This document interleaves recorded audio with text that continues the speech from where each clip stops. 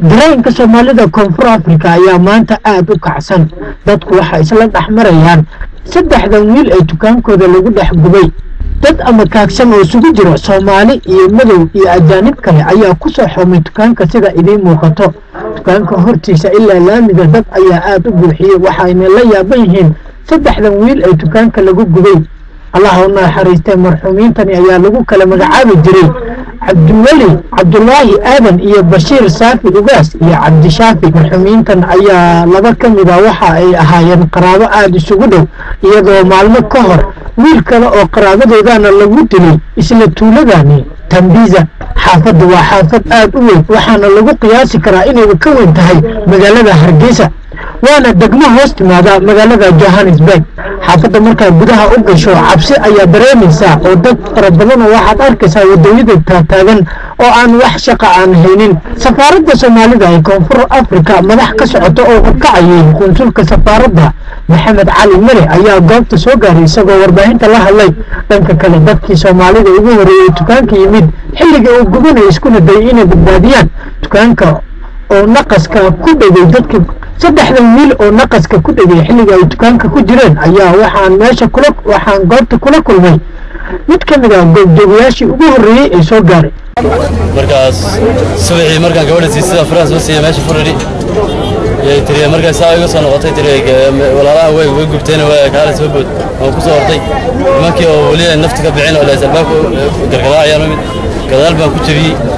هذه المكتب بوليس مركز وعي بوليس كانوا يدردمسكي هذه اللي كوجد بس من نفط كجرتي يكسو قال أنا تنو نفع محاضر اللي سليه هاي دبكة ماشي كعاد كله ما قلنا كل واحد يا لو يجرت لنا كل واحد سوى سوابع ترى واحد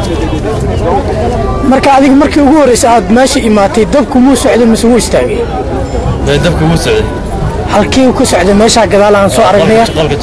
laakiin halkan bay ku ruux baxeen halkan dadku miyaa soo gaaray ma dadka ma soo gaarin albaabka afur way dadka qaar waxay noo sheegeen in sun ay suuragal tahay arinta ma la qabtaa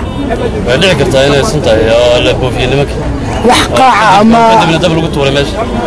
wax qaaca ama albaabkan hadda dukaanka iyo qaybta ay jiifeen way kala duwan وكسو بودي وين بكسو بودي We saw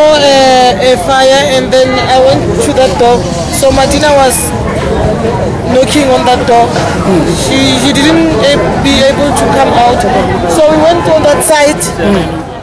الباب كأيان الباب كعرقني قيق فربنا وان أركيني وحسكو دايين كيغا إنو بالباديين لمن كاني الباب إنو جبينه ويوسور القلويسي وبيقى تكانك إسكاله وانو مغلين قيلدي سوحون اسكو دايين إنو الباب كفرو بلسا أميس سور القلين وانو كرنينا لكن ما بيكرنو كذال أما قدها أيا وحكا دعين waxaynu aragnay kaliya qaaca sidaasi waxa uu sheegay TV-ga Home Cable Libuga gabadha lagu magacaabo ay daris ahaayeen kanka Soomaalida ay ku gubteen safaaradda Soomaalida ee Koonfur Afrika madax ka socota oo horkacayay konsulka safaaradda محمد علي مري ayaa goobta soo gaaray isagoo warbaahinta la hadlay ilaahay ha u naxariisto ku geeriyootay dalka South Africa gobolka Gauteng magaalada Tambiza saddexdaas marxuun oo kala Cabdullaahi Maxamed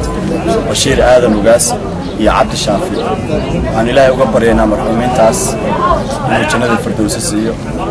eelkoodii iyo asxaabtoodii iyo caruurtoodii iyo dadka yaqaanana uu samir iimaanka siiyo iminka waxaan taaganahay halkii dhibaatadu ka dhacday dukaankani waxaa isugu soo baxay Soomaali fara badan iyo dad ajaanib ah oo tuuladani degan Cabdixakiin Ibrahim Cawaale TV-ga Home Cable dalka Koonfur Afrika magaalada Johannesburg